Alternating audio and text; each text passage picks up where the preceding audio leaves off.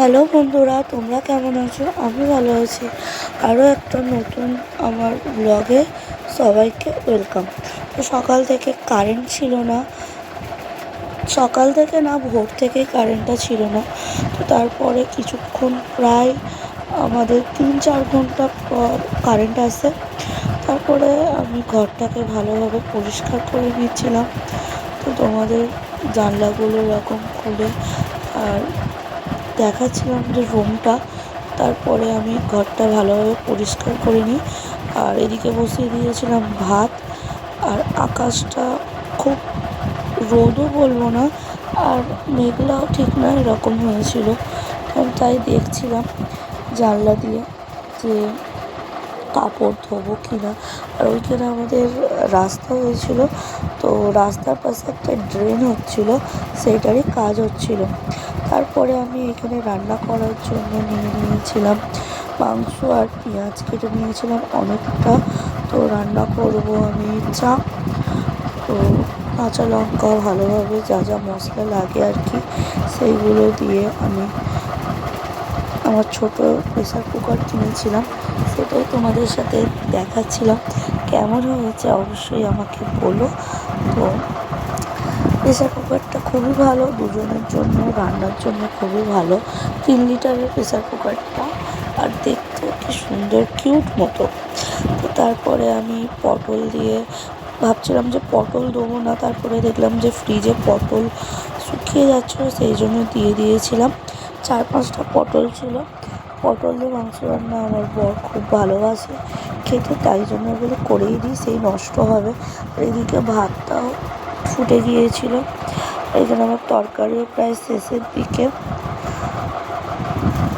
তো যাই হয় তোমাদের সাথে তাই শেয়ার করি।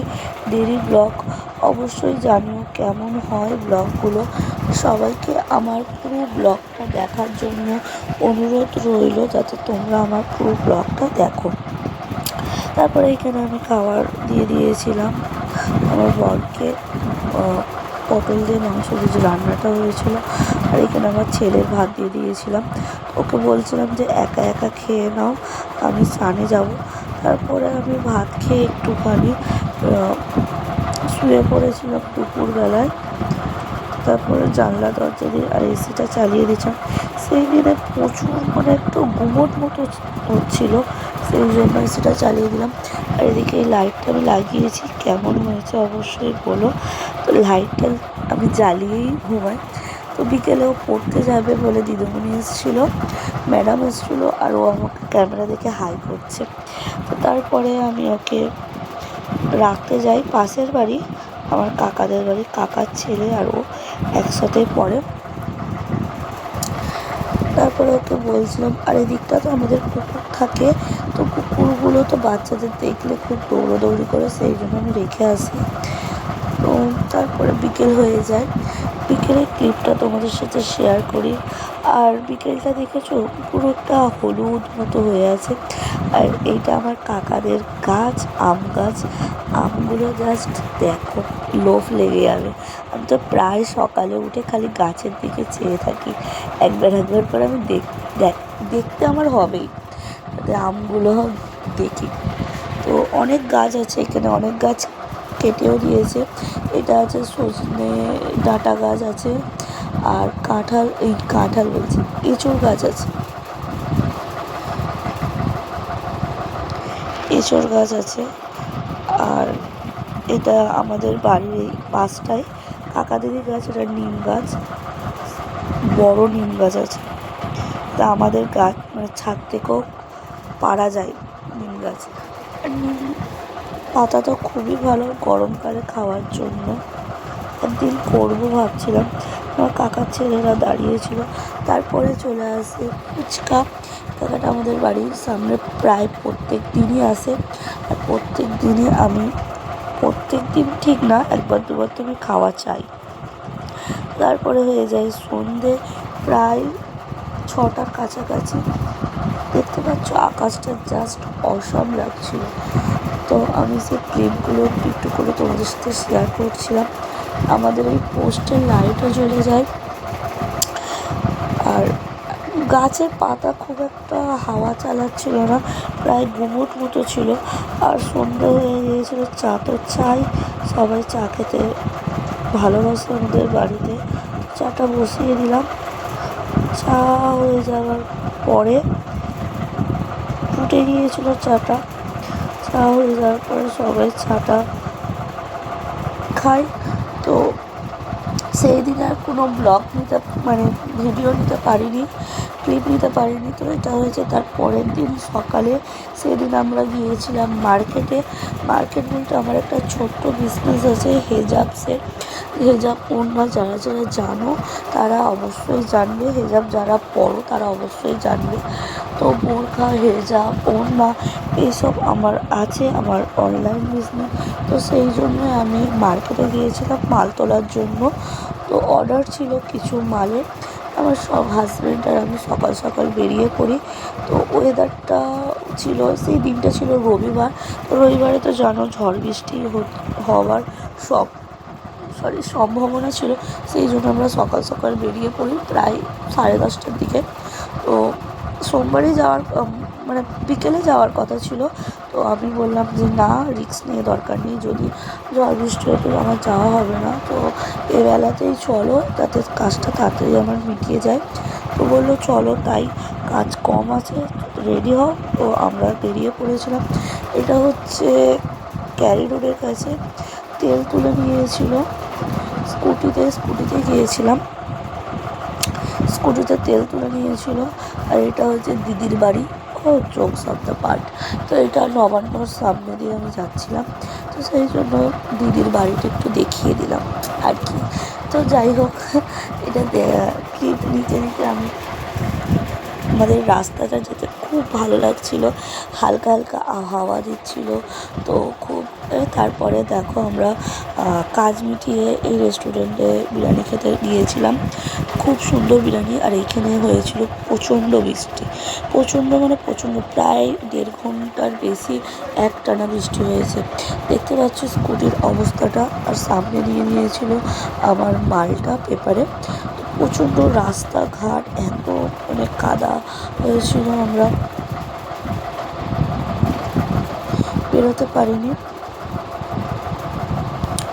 তারপরে আমরা চলে আসলাম বাড়ির দিকে।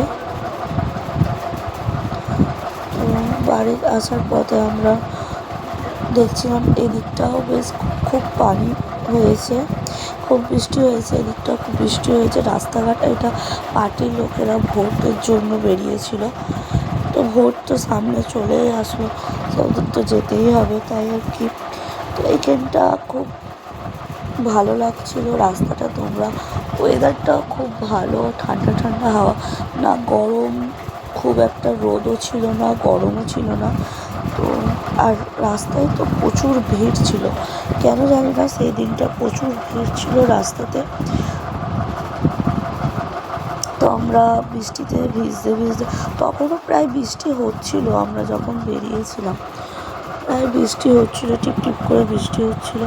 তোমরা ভালোভাবে দেখলে বুঝতে পারবে। তো যারা যারা জানো এই রাস্তাটা, অবশ্যই আমাকে কমেন্টে জানিও এই রাস্তাটা কোথায়।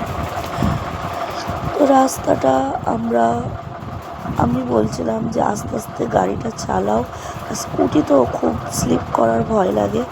এই একটা ছোট্ট ক্লিপ দেখিয়ে দিলাম। এই রাস্তাটার এই নদীটা আমার খুব ভালো লাগে।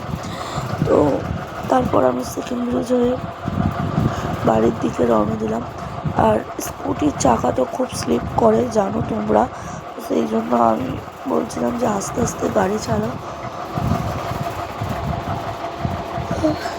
গাড়ি চালাতে চালাতে আমরা চলে আসলাম বাড়ির পথের দিকে। তখনও বৃষ্টির মাথায় নিয়ে আমরা আসছিলাম। প্রচণ্ড ওয়েদারটা ভালোভাবে দেখলে বুঝতে পারে, কালো হয়ে আছে আকাশটা। তো তারপরে আবার যাওয়ার সময় দেখিয়েছিলাম, আসবার পথেও আমি নবান্নটা দেখিয়ে দিলাম। তো নবান্ন হয়ে আমরা হচ্ছে ইছাপুরের কাছে, আমরা আর ওদিক দিয়ে যাইনি, রেলগেটে প্রচুর ভিড় হয়। তো রেলগেট যদি পড়ে থাকে তো অনেক দাঁড়িয়ে থাকতে হবে, অনেক টাইমটা, ওই জন্য আমরা কিছুক্ষণ ধরে চলে আসলাম বাড়ির দিকে। তো এইখানটা আমাদের প্রচুর বৃষ্টি হয়ে পড়ছিল, আমরা প্রায় ভিজে গিয়েছিলাম রাস্তাতে। তো এই রাস্তাটা খুব একটা ভিড় থাকে না, প্রায় ফাঁকার দিকেই থাকে এই বিকেলের দিকটা। আমরা এসেছিলাম বিকেলের দিক করে, তখন প্রায় 4:30 পৌনে 5টা এরকম বাজে। তো রোদ ছিল না বলে আমাদের খুব একটা অসুবিধা হয়নি, হয়তো গরম থাকলে আমাদের অসুবিধা হতো। তো খুব জোর বৃষ্টিতে আমরা আয়না দেখে বুঝতে পারবে প্রচণ্ড ভিজে গিয়েছিলাম, আর জন্য গাড়ি খুব জোর চালাচ্ছিল। তো আমরা বাড়ির দিকে চলে আসলাম। এদিকেও দেখি ভালো বৃষ্টি হয়েছে, প্রায় জল জল জমে আছে চারিদিকটা। তো বাড়ির দিকে চলে আসলাম, আর আমি বোতল ফেলে চলে এসেছিলাম রাস্তাতে আমাদের, তো সেটা নিয়ে আসলাম। আমার ভিডিও যদি তোমাদের ভালো লেগে থাকে অবশ্যই লাইক, কমেন্ট, শেয়ার করে দিও, আর আমার চ্যানেলটা অবশ্যই সাবস্ক্রাইব করে দিও, যাতে আমি আরও তোমাদের সাথে ভিডিও শেয়ার করতে পারি। আর এখানে সন্ধে হয়ে গিয়েছিল, আর সন্ধে না, রাতের ক্লিপ এটা। ভাতও বসে দিলাম, আর এখানে আমি করেছিলাম ডাল সিদ্ধ। তো আজকের ভিডিওটা এইটুকু। তো সবাইকে বাই।